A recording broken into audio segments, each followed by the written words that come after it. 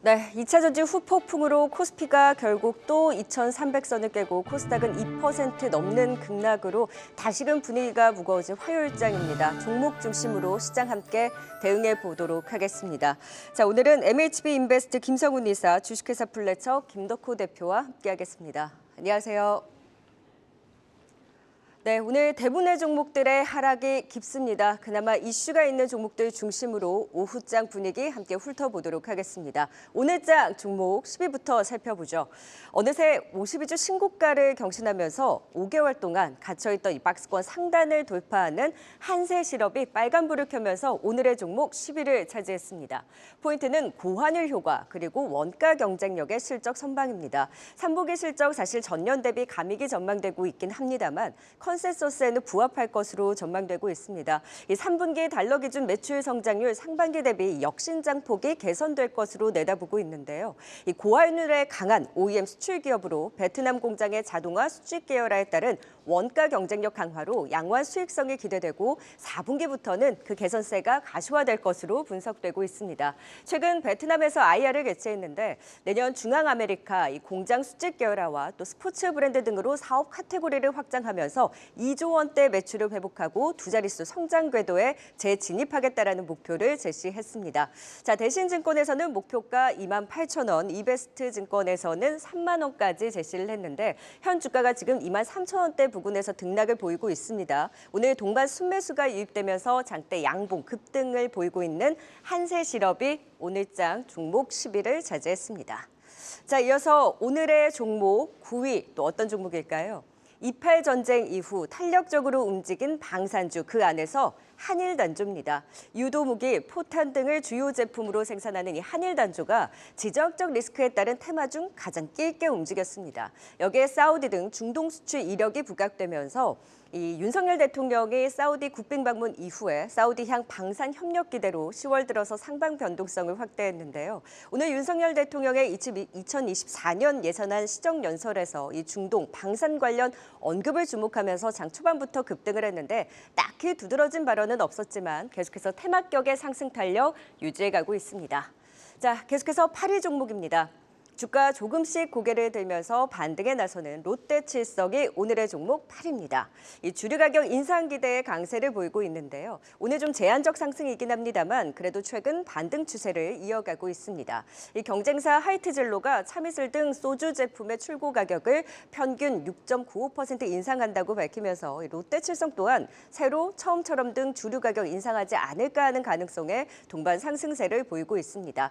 3분기 새로 순항덕에 실적 반등이 기대되고 있습니다. 이 재료수거 제품 판매 호조로 음료, 주류 모두 양호한 성장이 전망되는데요.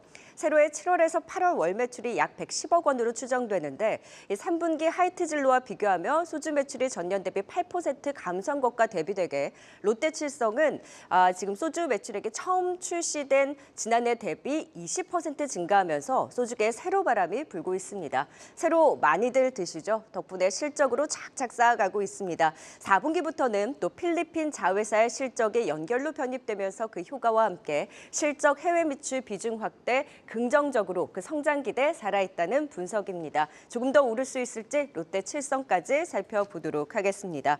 10위부터 8위까지 먼저 짚어봤고요. 본격적으로 전략 들어보도록 할까요? 네, 10위는 한세실업입니다. 오늘 특히나 어려운 시장 속에서도 강한 상승세 보이고 있죠. 특히나 또 외국인과 기관의 동반 매수세 속에 오늘 장중 신고가도 돌파를 했습니다. 김덕호 대표님, 이 한세실업 흐름 괜찮은 가운데 추가 상승 좀 어디까지 바라보시나요? 일단 오늘 장중에 굉장히 많이 상승을 했습니다. 실제로 이제 뭐 레포트 발표도 있었고요. 이런 부분들을 봤을 때는 지금 한세실업에 대한 부분들 실적이 좀 많이 과도가 되고 있다 보여지는데 일단 한세실업 같은 경우에는 사실 전체 물량의 뭐 60%가량을 뭐 베트남 TG를 통해서 이렇게 생산을 합니다. 그러다 보니까 이번에 이제 실질적으로 고금리 현상이 나타나다 보면은 결국은 이제 고환율 부분들에서 마진이 꽤 많이 생긴다는 거죠. 실제로 지금 우리나라 기업들도 마찬가지로 지금 수출하는 기업, 수입하는 기업들이 지금 이 환율 때문에 굉장히 고민을 많이 하고 있는데 반면에 베트남 같은 경우에 이런 부분에서 지금 현지 법인들에 대한 생산성이 가동될수록 오히려 기회는 커지고 있다라고 보시면 좋을 것 같습니다. 여기에 이제 지금 오늘 장중에서도 마찬가지로 레포트에 좀 재밌는 얘기가 하나 나왔는데 아까 이제 말씀하셨던 뭐 이베스트 증권에서 뭐 28,000원 목표 주가 얘기하면서 나왔던 그 레포트가 뭐 한국에서 세계로 뭐 이런 얘기를 했습니다. 근데 사실 이 한세 시럽의 실질적인 메리트는 뭐 한 세를 따지는 게 아니라 뒤에 시럽이라는 단어를 좀 보시면 좋을 것 같습니다. 제가 이 말을 왜 드리냐면 지금 현재 베트남 공장에 이미 이제 지금 자동화 시스템을 지금 8공장에서 지금 본격적으로 진행을 하고 있는데 뭐 기본적으로 원료 재단 같은 경우에도 지금 기존에 10명이 들던 거를 4명으로 지금 인력 감축을 할 수 있는데 굉장히 혁신적으로 바뀌었다라는 부분이 좀 커지고 있습니다. 그러다 보니까 사실 앞으로 지금 우리가 뭐 계속해서 이제 인건비 문제라든가 이런 부분들을 감안을 했을 때는 사실 마진 부분이 극대화된다는 부분들에서 아무래도 기존 목표가를 좀 많이 상향시켰다 보시면 될 것 같고요. 여기 이제 만약 상승을 올해까지 본다라고 하면은 저는 오늘 이제 근사치까지 갔던 이제 24,000원을 뭐 오늘 연말에 돌파를 하기에는 사실 그만큼 시장 부담도 좀 있다고 판단을 합니다. 그래서 기존에 뭐 보유하셨던 분들이라고 하면 그래도 어느 정도 이제 물량을 내어놓으시면서 조금 비중 조절을 하시면 좋을 것 같고요. 반면에 이제 22,000원을 제가 좀 손절가를 좀 드리겠습니다. 굉장히 타이트하게 드린 개념인데 아무래도 지금 시장이 뭐 실적이 좋다라는 이슈만 가지고도 상승하는 장세는 아니기 때문에 그만큼 변동에 대응하자 정도만 말씀드리겠습니다. 네, 손절가는 짧게 한세실업 오히려 급등을 이용한 비중 조절에 대한 전략으로 말씀을 주셨습니다. 자, 이번엔 9일 한일단조입니다. 한일단조의 오늘 급등에 대한 움직임 김성우 이사께서는 어떻게 보셨어요? 네, 항상 시장이 약할 때 움직이는 종목들이 있죠. 최근에 이제 시장이 약했었던 이유 중에 하나가 이스라엘과 팔레스타인의 전쟁이다 보니까 이런 방산 테마주들이 좀 움직이는 경향들이 있었습니다. 대표적으로 휴니드 그리고 한일단조가 대표적인 종목인 것 같은데요. 오늘 같은 경우도 지수가 아침에 살짝 좀 뭐 버티는 듯한 모습을 보이다가 밀리고 있었었죠. 그러면서 휴니드, 한일단조가 지수가 밀리는 것을 확인하자마자 수급이 들어가면서 다시 한번 급등세를 보여줬습니다. 일단은 뭐 만약에 진짜 방산이 된다라면은 정작 올라야 될 종목들은 뭐 현대, 로템, 항공우주, LIG, 넥스원 이런 종목들이겠죠. 그런데 그런 종목들은 정작 움직이지 못하고 테마주의 성격을 가지고 있는 이들 종목들로만 일단 수급이 몰리고 있기 때문에 역시나 테마는 테마로서만 여러분들이 보실 필요가 있을 것 같습니다. 만약에 뭐 오늘 밤에 뭐 나스닥이 다시 한번 오르고 나서 오늘 내일장 다시금 시장이 반등을 한다라면은 이들 종목 같은 경우는 다시금 급락할 가능성이 높기 때문에 이렇게 오른 날 가지고 계신 분들의 경우에는 적극적으로 차익 실현하면서 좀 눈치를 보시면서 매매를 하실 필요가 있을 것 같습니다. 네, 오늘 경우 이 차익 실현에 나서자 한일단조 의견 주셨습니다. 이어서 8위 롯데칠성 살펴보도록 하겠습니다. 이 출시 1년 된 이 새로운 소주 세로가 순항이 이어지면서 뭐 올해 이 연매출도 3조 원 가능할 것이라는 전망 나오고 있습니다. 뭐 주가도 이 긍정적인 흐름이 이어가고 있는데요. 지금부터 계속 관심 가져가도 되겠죠, 김 대표님? 네, 저는 일단 롯데칠성을 굉장히 긍정적으로 보고 있습니다. 뭐 지난 8월 3일에도 제가 아마 이 롯데칠성 관련해서 말씀드리면서 그때도 목표가를 뭐 15만 원을 제가 좀 제시를 드렸던 기억이 나는데 이 당시 이제 2분기 영업 실적을 보신 분들은 아실 겁니다. 실제로 이 2분기 영업 실적이 왜 이렇게 좀 손실 부분이 좀 있었는가, 왜 마진이 전년보다 높지 못했는가 살펴보고 나니까 탄산 부분들은 말 그대로 음료수 말대로 단맛의 어떤 실적이 나왔는데 주류 부분들이 굉장히 빈약했다는 거죠. 그러다 보니까 뭐 탄산 실적은 단맛이 났는데 주류 실적은 쓴맛이 났다, 뭐 이런 얘기들이 많이 나왔습니다. 근데 사실 뭐 이번에 이제 뭐 세로가 이제 1주년이 되고 나면서 점유율을 20%를 넘었다라는 부분들은 그만큼 과거에 우리가 전통적으로 소주가 도수 높은 주류보다는 아무래도 젊은 층들이 원하는 좀 도수가 약한 소주나 주류 부분들이 좀 많이 잘 팔려간다라고 좀 해석할 수 있을 것 같고요. 여기에 이제 지금 레몬진 뭐 제로나인이라든가 이런 어떤 신상품들을 계속 출시를 하면서 이제 맥주 부분을 좀 잡으려고 하고 있습니다. 실제로 2분기 때도 당시에 이제 뭐 주류 영업 부분들이 굉장히 실적이 안 좋았는데 이 중에 맥주 매출이 전년 대비했을 때 23%가 급감을 했었죠. 그러다 보니까 이 부분들을 지금 잡으려고 뭐 클라우드 관련해서 클라우드 칠스 관련된 부분들에서 아마 지금 출격을 할 준비가 돼 있다고 봅니다. 그러다 보니까 지금 뭐 아무래도 이번에 나오는 거는 뭐 에일이 아니겠느냐라는 얘기보다도 라거 쪽의 비중이 클 것이다라는 얘기도 좀 나오고 있다 보니까 앞으로 어떤 롯데칠성의 반격이라면은 이 주류 부분들의 실적들이 반영될 거라고 판단을 하고 있고요. 아직 뭐 3분기, 4분기 실적 같은 경우도 아마 이 주류 업황에 따라서 결국은 주가에 대한 움직임이 좀 많이 차이가 나지 않을까라고 판단하고 있습니다. 네, 8일 롯데칠성까지 살펴봤습니다. 이어서 이 시각 특징주도 알아보도록 하겠습니다.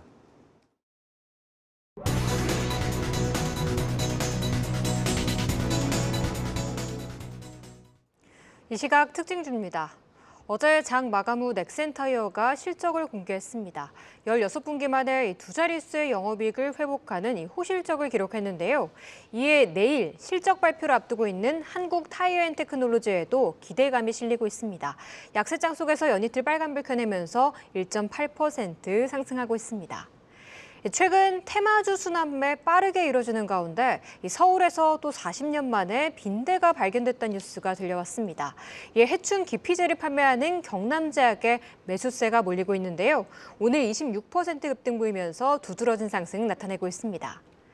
단체 관광객의 면세 점소비 예전만 못하단 말이 들려오고 있습니다. 그럼에도 글로벌 텍스프리의 9월 텍스 리펀 사업부의 매출이 월간 기준 최초로 50억 원을 돌파했고요. 내년 영업이익 또한 60%가 증가할 것으로 전망된다는 분석이 나오고 있습니다. 연이틀 양 매수가 유입되는 가운데 3.9%의 강세 나타내고 있습니다. 인터넷 업종의 4분기부터 광고 수요가 회복될 것으로 보인다는 전망이 나오고 있습니다. 내년을 대비하는 성수기로 주가도 움직임을 가져갈 수 있을 것이란 기대감이 실리고 있는데요. 이에 네이버 약세장 안에서도 빨간불을 켜주고 있습니다. 최근 메타의 상승도 힘을 더해주면서 3거래일째 오름세 보이며 18만 8천 원 선에 거래되고 있습니다. 지금까지 화요일장 특징주 살펴봤습니다.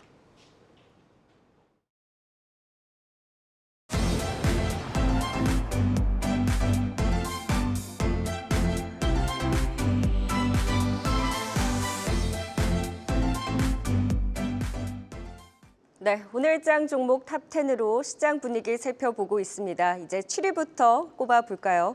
아시아나 계열 관련주 전일 변동성 확대 이후에 오늘도 들썩들썩 움직임이 활발합니다. 오늘도 자세하게 좀 짚어볼까요?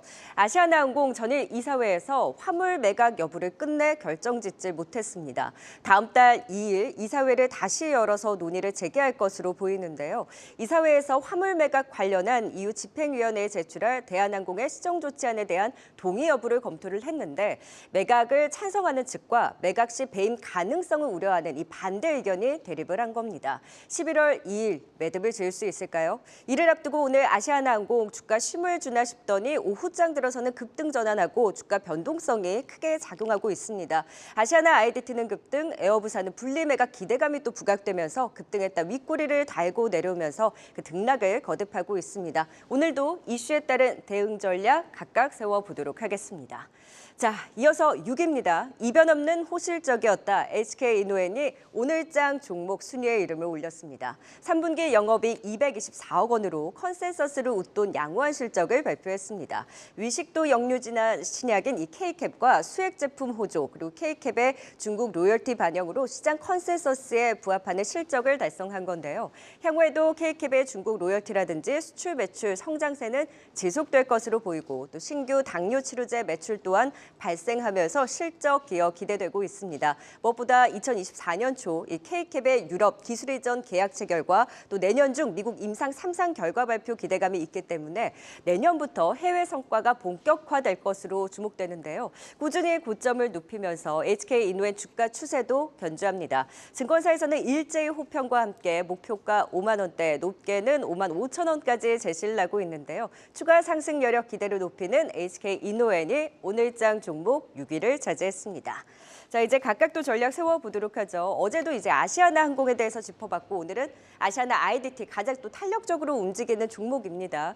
오늘 좀 주춤했다가 오후장 들어서 다시 급등하는 변동성을 보이고 있는데 11월 2일을 앞두고 일단 대응 전략 다시 한번 또 세워볼까요? 네, 이게 결론이 안 났기 때문에 이런 시세가 나는 겁니다. 만약에 이게 가타부타 결론이 났다라면은 바로 우리나라 주식시장의 특징 중에 하나죠. 바로 세론 물량이 나왔을 가능성이 큽니다. 그런데 이 사이가 어제 7시간 반 동안에 걸친 마라톤 회의 끝에 결론을 내지 못했었고 11월 2일로 그 회의를 이연했다라는 뉴스가 전해지면서 결국 기대감이 조금 더 연장이 되었고 그래서 일단 그 시세가 오늘도 다시 한번 연장이 되었다고 봐야 될 것 같습니다. 하필 또 오늘 시장이 안 좋다 보니까 어떤 테마의 성격을 가지고서 시세가 이쪽으로 좀 몰리고 있다라고 좀 보고 있고요. 마찬가지입니다. 결국 어제에 이어서 오늘도 이렇게 올라갔다라면은 결국 이틀 연속 거의 40%에 육박하는 시세가 나온 상황이죠. 그러면은 당연히 적극적으로 차익 실현하시는 것이 맞지 않을까 이렇게 보고 있고요. 마찬가지로 뭐 결론이 시장이 원하는 대로 결론이 나온다고 하더라도 시세는 아마 거의 뭐 세론에 대한 부분들을 역시나 두려워하지 않을 수는 없을 것 같습니다. 그래서 지금 같은 경우는 시세가 올라갈 때마다 적극적으로 차익 실현하시고 신규 접근은 조금 무리지 않을까 이렇게 말씀드리겠습니다. 네, 급등한 만큼 차익 실현에 나서자 의견 주셨습니다. 이어서 6위 HK 이노엔 살펴보도록 하겠습니다. 랭킹쇼 종목 탑10에도 자주 올라오던 종목이죠. 이 3분기 이 시장 예상치에 부합하는 호실적 달성한 가운데 4분기뿐만 아니라 내년까지도 긍정적인 전망 나오고 있습니다. 어려운 시장 속에서도 주가 잘 선방하고 있는 HK 이노엔 추가 상승세 좀 더 어디까지 이어질까요, 김 대표님?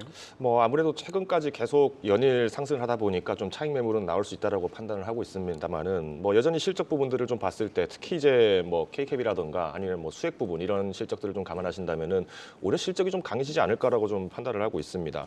아이러니하게도 이게 참 재밌는 사실이 이번에 K캡 같은 경우도 뭐 위식도 역류성 질환 관련된 부분들인데 사실 이런 역류성 질환 이런 부분들에서 처방이 지금 수익이 굉장히 많이 나고 있다라는 부분들은 그만큼 어떤 뭐 외식이라든가 아니면 뭐 음주라든가 이런 부분들에서의 소비 활성화가 굉장히 커지고 있다라고 보시면 될 것 같고요.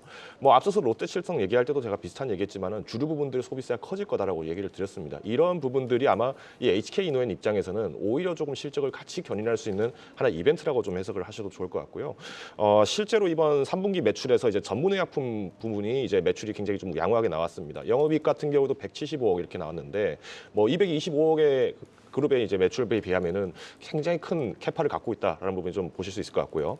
여기 이제 뭐 K캡 같은 경우에는 뭐 굉장히 큰 매출을 또 만들었습니다만은 수액 부분이 전년 대비했을 때 13% 이렇게 상승을 했다는 부분을 좀 감안하신다면은 아무래도 지금 현재 호자 노릇을 하고 있는 것은 앞서서 소개드렸던 이런 뭐 K캡이라든가 아니면 뭐 수액 이런 전문의 약품군들이 조금 이슈가 있다라고 좀 보시면 좋을 것 같습니다. 그래서 일단은 지금 당장에 오늘 장에서 좀 이런 종목들을 잡는 것도 하나의 좋은 방법이 될 수 있겠지만은 우선은 뭐 단기적인 거래 차익도 나올 수 있다라고 판단을 하기 때문에 뭐 4만 원 뭐까지를 제가 좀 손절가를 좀 제시를 드리고 이때 한번 뭐 신규 접근하시는 분들이라면 이 4만 원 선에서 한번 접근을 해보신다든지 아니면은 뭐 기존 보유자분들 같은 경우에 조금 비중 조절을 하시는 게 어떨까라고 판단을 하고 있습니다. 내년 상반기까지 4만 6천 원을 좀 제시를 드릴 테니까요. 한번 살펴보시면은 이 종목을 기술적인 매매들도 한번 유의하시자 말씀드리겠습니다.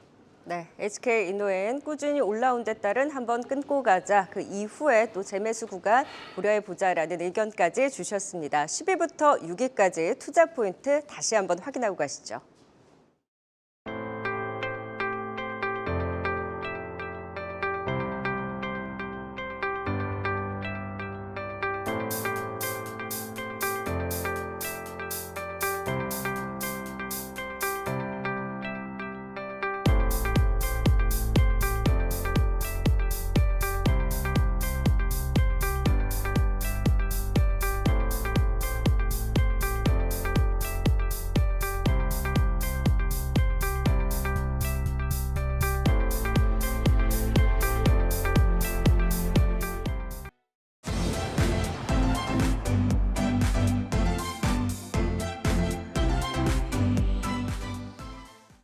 네, 시장의 마감으로 가면서는 낙폭을 좀 줄여야 할 텐데요. 좀 힘을 내서 오늘장 이슈가 있는 종목들로 시장 분위기 더 살펴보도록 하겠습니다. 오늘장의 종목 5위부터 또 찾아볼까요? 3분기 실적은 부진했으나 자회사 편입 효과 기대로 주가는 급등하는 아모레퍼시픽이 오늘장 종목 5위입니다. 3분기 영업이익 172억 원으로 전년 대비 8% 감소했고 일단 전반적으로 분위기는 무거웠지만 컨센서스 470억 원 대기 또 큰 폭으로 믿던 실적 쇼크에도 불구하고 실적 기대는 뭐 크지 않았고 그것보다는 코스알엑스 지분 추가 인수를 통한 자회사 편입 소식에 움직이고 있습니다. 그간 중국 시장 면세 채널 부진으로 실적이 둔화된 데 따른 향후 그 외에 글로벌 시장에서의 성장 기대로 주가는 긍정적 호재 뉴스에 더 반응을 하는데요. 코스알엑스 최근 3년간 연평균 60% 이상의 매출 성장률을 기록하면서 이 주력 제품들이 북미 시장에서 인기가 있는 것으로 전해지다 보니 글로벌 시장 공략 기대감을 키운 겁니다. 중국 외 지역에서의 비중 확대를 통한 성장 기대, 또한 아모레퍼시픽을 비롯해서 로레알, LG생건 등 화장품 업계가 가격 인상 움직임에 나서다 보니 이 흐름과 더불어서 화장품주들이 그나마 오늘 시장에서 가장 선방하고 있습니다. 자, 이어서 컨텐츠주도 살펴볼까요? 주가 참 많이 빠졌는데 CJENM 오랜만에 살펴보도록 하겠습니다. 오랫동안 소외되어 있었고 증권사 기대도 낮은 상황, 실적 개선은 넥스트 타임으로 미뤄야 하는 것인지 그나마 대신증권에서 투자 의견 매수로 상향하는 움직임이 나오기는 했습니다. 3분기 영업 손실이 전망되고 올해 연간으로는 700억 원대의 적자가 추정되지만 내년 1,800억 원 영업 흑자 턴어라운드가 기대된다는 건데요. TV 광고 시장이 점차 살아나고 있고 인수했던 헐리우드 제작사 피프스 시즌의 이 정상화에 따른 실적 개선을 기대하면서 내년을 바라보면서 올해 들어 주가가 50% 넘게 빠진 CJ E&M에 대해서 이제는 사야 할 때가 아닌가 하는 시각을 제시한 겁니다. 하지만 그 외에 대부분 증권사는 단기 실적 부진 또 업황 개선뿐만이 아니라 2조 원이 넘어가는 순차입 규모도 해결이 필요한 상황이라면서 좀 더 지켜보자라는 의견이 나오고 있습니다. 답답한 주가 아직까지는 막막해 보이는 CJ E&M 짚어보도록 하겠습니다. 자, 이어서 3위입니다. 실적 나온 전력기기 섹터도 체크해 볼까요? HD 현대일렉트릭과 LS일렉트릭 중심으로 짚어보죠. 먼저 현대일렉트릭 3분기 영업이 전년 대비 무려 126% 급증하면서 깜짝 실적을 기록했죠. 반면에 LS일렉트릭은 3분기 영업이 701억 원으로 컨센서스를 밑돌며 주가 급락하고 있습니다. 같은 전력기기 내에서도 주가 상반된 흐름이 뚜렷한데요. LS일렉트릭의 경우에는 북미 중심의 수준은 호재인 반면에 자동화 솔루션 중국 법인의 실적 부진이 원인이었습니다. 그래도 증권가에서는 못해도 이 정도다. 컨센서스에 못 미쳐도 양호한 실적이었고 미국에서의 전력기기 업황, 호황 초기 단계에 불과하니까 쉬어갈 뿐이지 모멘텀은 지속될 것이라는 분석을 계속해서 내놓고 있습니다. LS일렉트릭에 대해서 증권가에서는 목표가 10만 원에서 높게는 신고가 영역이었던 13만 6천 원까지 제시를 했습니다. 지금 주가 급락해서 6만 원대까지 내려왔으니까 2배 이상의 룸이 남아있다는 건데요. 과연 지금 자리가 기회일지 또 효성중공업은 깜짝 실적이 나왔고 목표가 상향 움직임에도 불구하고 제한적인 흐름을 보이고 있습니다. 전력기기주 여전히 긍정적인 시각이 유효한지 종목별 대응 전략 세워보도록 하겠습니다. 자, 5위부터 3위까지 또 짚어봤습니다. 전략 이어가 보도록 하죠. 네, 5위는 정통 화장품 대장주죠. 이 아모레퍼시픽입니다. 오늘 장 초반까지만 해도 15% 급등을 했는데 시장 영향 때문에 상승폭은 줄였지만 그래도 10%대 강한 상승 흐름을 보이고 있는 상황입니다. 외국인과 기관의 동반 매수 속에 최근 주가 흐름도 괜찮은데요. 아모레퍼시픽 더 기대해봐도 될까요, 김성훈 이사님? 네, 일단 바닥은 잡았다라고 봐도 될 것 같습니다. 왜냐면은 일단 오늘 어닝 쇼크를 발표를 했습니다. 그러면서 장 초반만 하더라도 사람들이 이거 진짜 제2의 LG 생활건강처럼 되는 거 아니냐라는 생각을 좀 했었는데 동시에 이제 코스 RX에 대한 지분 7,551억을 주고서 인수를 하겠다라는 공시도 나왔습니다. 자, 이게 중요한데요. 코스 RX는 저자극 스킨케어 브랜드인데 이 회사가 최근 3년 동안 성장이 워낙에 좋습니다. 연평균 성장률 60%를 보여주고 있고 가장 중요한 것은 매출의 약 90%가 해외에서 일어나고 있습니다. 특히나 북미, 동남아, 유럽, 일본 등 140여 개 국가에서 진출해 있고 상당히 좋은 매출 성장세를 보여주고 있습니다. 제가 그동안 이제 화장품 섹터 LG 생활건강과 아모레퍼시픽을 말씀을 드리면서 항상 강조드렸던 것이 중국을 벗어나서 새로운 해외 성장 동력을 찾아야지만 주가에서 어떤 반등을 기대를 할 수 있다는 점을 강조를 드렸는데 LG 생활건강은 아직 그런 부분을 찾지 못했었고 아모레퍼시픽은 M&A라는 그런 방법을 통해서 일단은 새로운 방법을 찾았다고 봐야 될 것 같습니다. 이렇게 되면은 코스 RX의 어떤 연간 영업이익을 연결로 잡게 되면서 내년부터는 영업이익 2천억 정도가 더해지게 되겠죠. 여기에 대해서 그동안 이제 주가 상승을 제한했었던 어떤 스토리에 대한 부분들이 해외 진출에 대한 어떤 다변화에 대한 스토리가 더해지면서 어떤 주가의 경우에는 바닥을 잡았다라고 우리가 볼 수가 있을 것 같습니다. 이제 이렇게 되면은 이제 LG 생활건강도 아모레퍼시픽을 보면서 추가적인 M&A를 아마 하지도 않을까라는 개인적인 생각을 해보도록 하겠습니다. 일단은 지금 화장품 같은 경우는 중국발 어떤 소비에 대한 기대감도 있기 때문에 어떻게 보면 이제 마지막 남은 믿을 만한 섹터이지 않을까 싶고요. 아모레퍼시픽 같은 그동안 주가라고 좀 마음고생들을 많이 하셨을 텐데 일단 주가는 바닥을 어느 정도 잡았다라고 보셔도 좋을 것 같습니다. 네, 바닥을 잡은 아모레퍼시픽 그리고 중소형 화장품주에 대해서는 여전히 긍정적인 시각을 그동안 제시해 주신 바 있으니 오늘 또 선방하는 화장품주에 대해서는 긍정적인 시각 또 들어봤습니다. 자, 이번에는 CJ E&M으로 오랜만에 컨텐츠주도 살펴볼까요? 사실 저는 오늘 그렇게 특징적인 그 흐름을 보지는 못했는데 순위가 꽤 높습니다. CJ E&M 기대하는 바가 있을까요, 김덕후 대표님? 사실 지금 CJ E&M이 그간 좋았던 사항들이 잘 없었습니다. 어떻게 보면 이제 영업이익 부분들이 굉장히 많이 후퇴를 했고, 그리고 여기에 더불어서 여러 가지 악재들도 좀 많이 있습니다. 더불어서 배우 이성균 씨도 마찬가지로 지금 이슈가 있다 보니까 사실상 CJ E&M 입장에서는 굉장히 좀 걱정이 많이 됐다라고 하실 텐데, 우선 이제 한번 돌이켜 보죠. 오늘 이제 이슈가 나왔던 부분들이 이제 빌리프랩 지분을 또 이제 성공적으로 매각을 하면서 이제 현금성 자산을 확보를 한 상황인데, 사실 CJ E&M도 본격적으로 하고자 하는 부분들은 TV를 주력으로 한 OTT 사업, 그러니까 미디어 컨텐츠 부분들을 계속 강화를 하려고 하는 것은 명확한 것 같습니다. 그러다 보니까 이제 사실은 비핵심 사업들은 조금 이렇게 축소시키고 오히려 이제 핵심 사업 쪽을 위주로 해서 구축을 하겠다라는 부분들의 의지가 좀 나왔다고 보여집니다.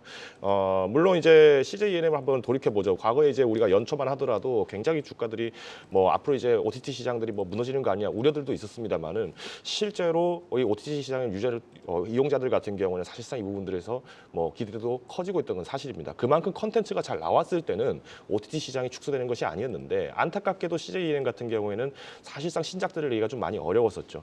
또 아이러니하게도 이제 5월 21일 날 때 나왔던 이성균 씨가 나왔던 영화 이름이 탈출인데, 어떤 분들은 이런 말씀도 하십니다. 그때 탈출하라고 해서 이런 영화를 이때 개봉했냐 이런 얘기도 하시는데, 앞으로 지금 우리가 볼 부분들은 지금 이런 어떤 악재들이나 어떤 배우에 대한 리스크들 이런 거는 어느 정도 주가에 지금 가만히 됐고 여기에 대해서 반영도 충분히 됐다라고 판단을 합니다.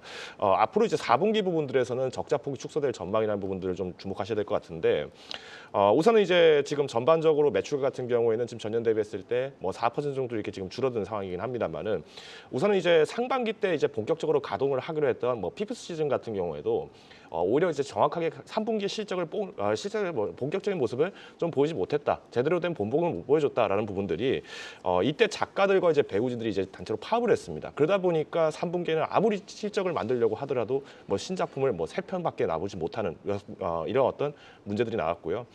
이 부분들은 이제 지금 파업이 좀 점점 해소가 되고 있는 상황이기 때문에 4분기 이상부터는 실적 부분들이 조금 적자폭이 줄어들 것이다라고 해서 하시면 좋을 것 같습니다. 그래서 오히려 이제 이런 CJ E&M 같은 종목을 만약에 내가 투자를 하고 싶다라고 하시는 분이라면은 조금 상하 버퍼를 좀 아직까지는 넓게 두셔야 한다고 저는 판단을 하고 있고요.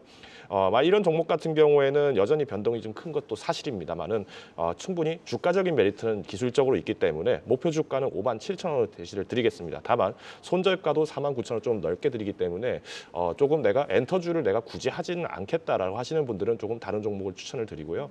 굳이 이 종목을 내가 한번 기술적으로라도 대응을 해보겠다라고 하시는 분들은 오늘 장중에는 한번 주목해 보시는 게 어떨까 판단합니다. 네, 4위 CJ E&M까지 살펴봤습니다. 이어서 3위 전력기기주들 이 LS 일렉트릭과 현대 일렉트릭에 대해서 진단해 볼 텐데요. 양사가 이 실적에 따라 주가가 다소 엇갈리는 모습입니다. 그래도 이 전력기기 시장에 대한 긍정적인 전망은 계속 이어지고 있죠. 이 양 종목 좀 대응 어떻게 하면 좋을까요, 김성훈 이사님? 네, 변압기 섹터는 계속적으로 긍정적으로 말씀을 드리고 있습니다. 하지만 이 매크로 심리가 워낙에 안 좋다 보니까 이 변압기 섹터마저도 피크아웃에 대한 얘기가 계속 따라다니고 있는 것이 사실인 것 같습니다. 일단은 금리가 워낙에 높다 보니까 이제 신재생 섹터들이 그 고금리로 인해서 프로젝트 노이즈가 있지 않겠습니까? 이제 변압기 섹터 역시도 금리에 따른 프로젝트 딜레이에 대한 어떤 노이즈가 좀 나오기 시작하면서 일부 종목들이 가다가 좀 밀리는 그런 모습들도 나오고 있는데요. 일단은 이제 변압기 섹터의 경우에는 수출 데이터나 실적이나 어떤 모든 것들을 다 봤을 때 워낙에 나무랄 데가 없는 상황이고요.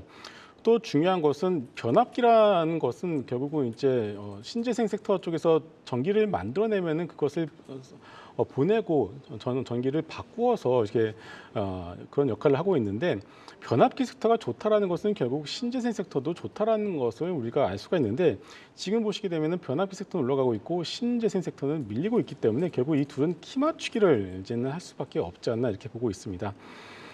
그렇지 않다라면은 지금 단순히 노후화된 변압기 교체 수요만 가지고서 지금의 변압기 섹터의 어떤 밸류에이션을 설명하기에는 조금 무리가 있지 않나 이렇게 보고 있고요. 그래서 일단 중요한 것은 변압기 섹터의 어떤 성장세는 여전히 지속이 되고 있고 현재 낙폭과대 신진생 섹터들 경우에는 오늘 하나솔루션이 좀 바닥을 찍고 올라오고 있는데 그에 풍력 관련 종목들도 매크로 이슈 때문에 밀린다라면 결국 같이 올라갈 가능성이 높다. 그래서 일단 오늘 같은 경우에는 일단 뭐 지금 낙폭과대 종목들이 좀 많이 나오고 있습니다만은 일단 이 어떤 낙폭과대를 여러분들은 좀 매수의 기회로 삼으실 필요가 있을 것 같습니다.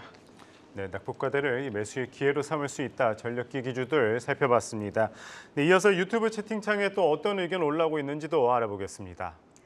네, 내림세를 지속하는 시장에 참 답답한 분들 많으시죠? 그래도 화요일 오후장 함께 해주고 계신 시청자분들의 의견 어떤 것들이 있는지 몇 가지 살펴보겠습니다. 첫 번째는 끼양이님의 의견입니다. 주식시장이 아이스크림도 아닌데 왜 녹는 거지? 라고 댓글 남겨주셨습니다. 네, 그러니까요. 아이스크림은 좀 달콤하기라도 하지 아주 차갑기만 한 얼음덩어리처럼 머리만 찌릿찌릿하게 하고 있습니다. 반도체 2차 전지 두 축에 대한 부정적인 전망이 이어지는 가운데 위험자산 선호 심리도 회복되지 못하면서 특히 우리나라 증시가 맥을 못 추고 있습니다. 코스피 2270선, 이 코스닥은 730선이면 절대적으로 저가 매력도 있는 것 같은데 외국인이나 기관이 이를 좀 알아줬으면 좋겠습니다. 다음은 디즈니님의 의견입니다. 현재 개인 투자자 7천억 원대 순매수 중 1조 채울 듯이라고 말해주셨는데요. 네, 10월 들어서 개인 투자자들이 우리 증시를 받쳐내고 있습니다. 유가증권 시장은 6거래일을 제외하고 매일매일 사들이고 있는 상황인데요. 오늘도 장중 내림폭이 깊어졌고 개인들은 이를 붙잡고자 코스피는 4천억 원대, 코스닥은 3천억 원대 매수 우위를 보이고 있습니다. 반등이 좀 나와줘서 지금 사들인 분들이 웃을 날이 왔으면 좋겠습니다. 다음은 이비타님의 의견입니다. 한미반도체 수익이 하루에 다 날아가고 깡통돼 가는데 라는 속상한 마음을 남겨주셨어요. 네, 간밤 미 반도체 회사 온세미컨덕터가 컨센서스를 상회하는 3분기 실적을 발표했습니다. 하지만 이 중국의 반도체 수출 규제 강화와 이 불확실한 대외 환경을 이유로 이 4분기 전망치를 아주 낮게 제시하면서 20%대 급락을 보였는데요. 이 우리 시장의 반도체 관련주들의 투심도 위축되고 있습니다. 이 한미반도체는 10월 달 전쟁 이슈에도 잘 버텨냈는데 지난주 후반부터 주춤하더니 오늘 8.2%의 장대 음봉을 그리고 있습니다. 마지막은 박혜련님의 의견입니다.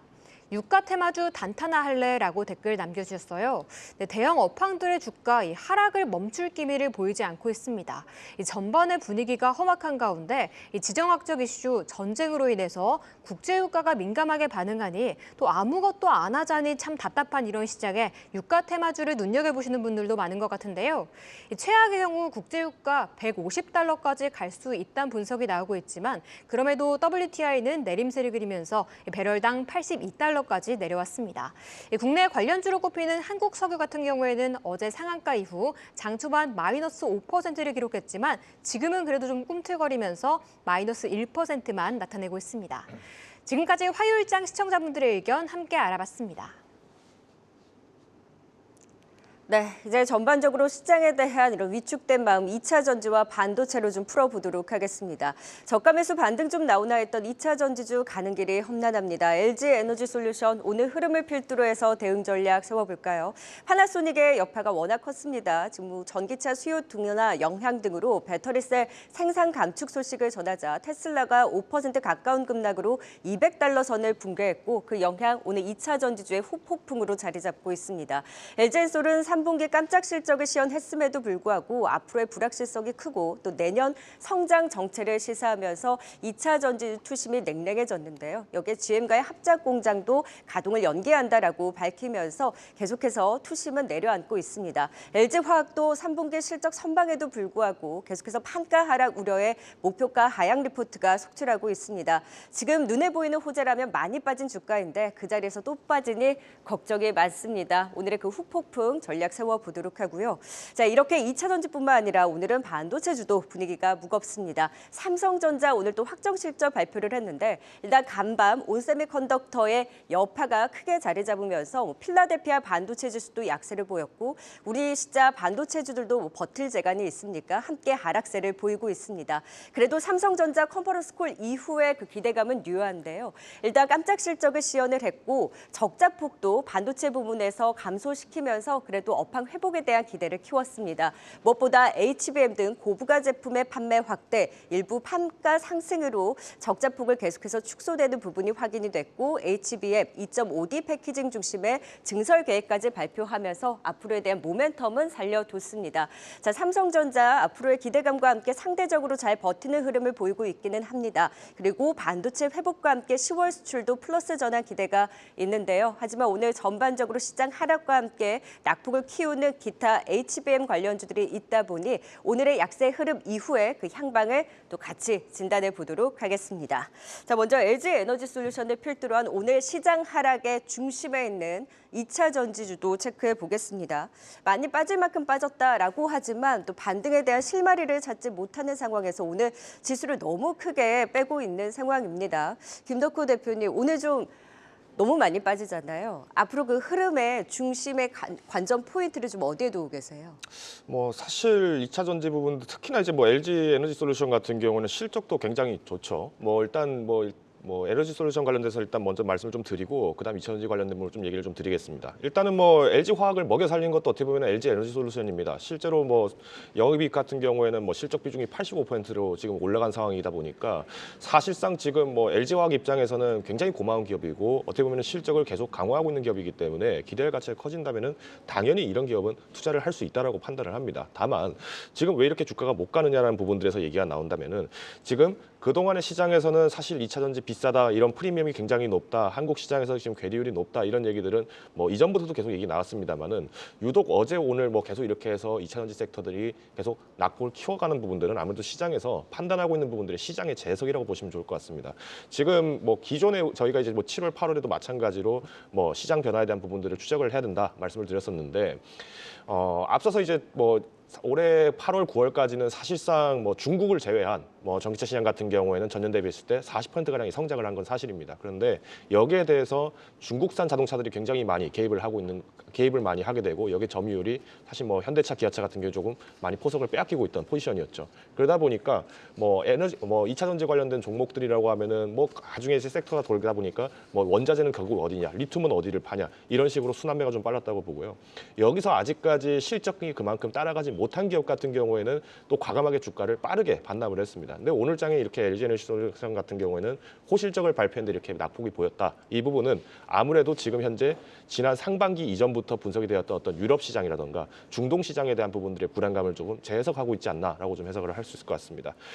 우선 이제 2024년 같은 경우에는 사실 뭐 북미 지역이라던가 뭐 중국 시장과 같은 관련된 부분들에서 2차 전지가 견인되기보다는 오히려 유럽 시장 그리고 중동 시장에서 어느 정도의 점유율을 갖고 있는 기업들이 포석을 만들어낼 가능성이 굉장히 크다라고 판단을 합니다.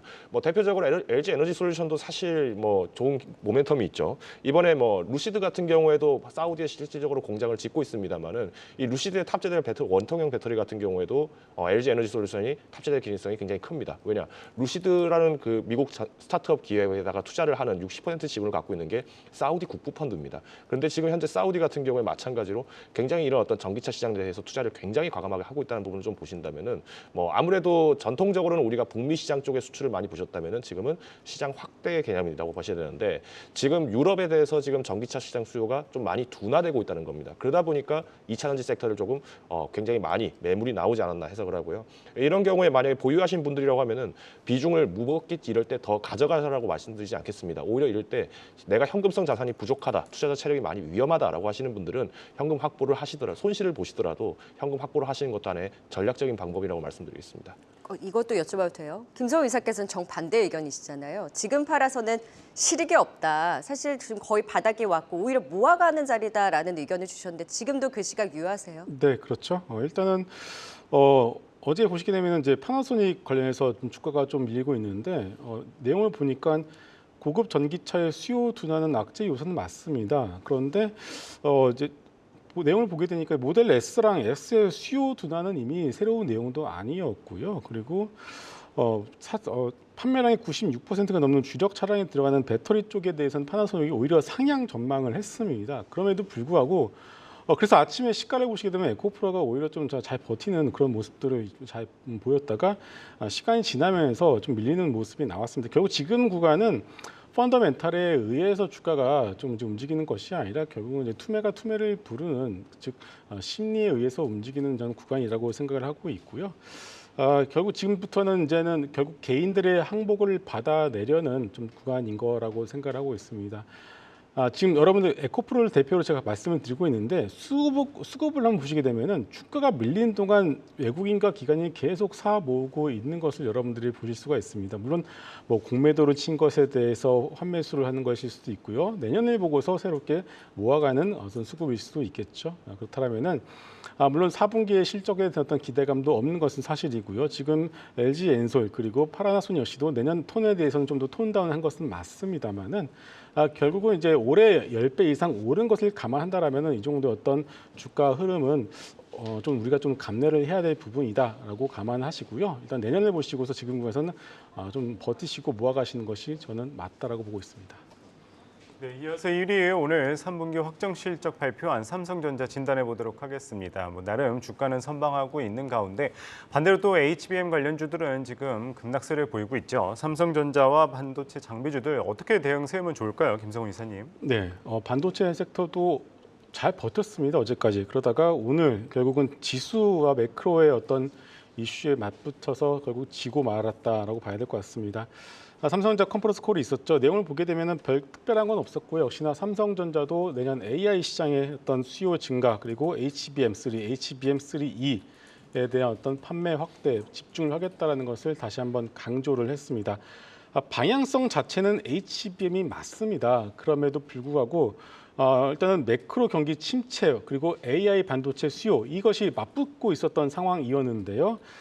지금 오늘 시장만 놓고 보면은 매크로 경기 침체가 좀 더 심리를 압박하고 있다라고 볼 수가 있겠습니다. 여기에 대해서 하필이면 또 이럴 때 안 좋은 뉴스가 또 몇 개 나왔는데요. 아침에 지금은 기사가 삭제되었는데 아침에 하이닉스가 돈이 없어서 HBM 공장을 지금 발주를 멈췄다더라라는 뉴스가 또 있었고요. 그리고 엔비디아가 미국 정부 압박으로 해서 중국에 50억 달러 선주문을 받은 AI 반도체가 있는데 이것을 공급 중단하겠다라는 뉴스도 또 있었습니다. 일단은 지금 누구도 모르는 상황이지만은 AI 어떤 혁명, AI 어떤 수요 자체는 분명히 폭발적으로 늘어나고 있는 것은 맞습니다만은 매크로에 대한 어떤 노이즈 그리고 미국과 중국의 갈등에 의한 노이즈가 현재 주가의 상단을 막고 있다라고 보고 있고요. 다만 큰 그림은 절대로 어떤 이런 자잘한 노이즈든 큰 그림을 막지는 못한다라고 생각을 하고 있습니다. 그래서 오늘 같은 경우도 한미 반도체가 대장인데 좀 밀리고는 있습니다만은 역시나 미중 어떤 회담 이후부터는 좀 방향성을 잡지 않을까 이렇게 생각하고 있고요. 매크로에 대한 부분들은 FOMC 이후에 파월 의장의 발언을 보고서 우리가 결정을 해도 늦지는 않을 것 같습니다. 네, 1위 삼성전자까지 살펴봤습니다. 5위 아모레퍼시픽부터 1위까지 투자 포인트 다시 한번 보고 오겠습니다.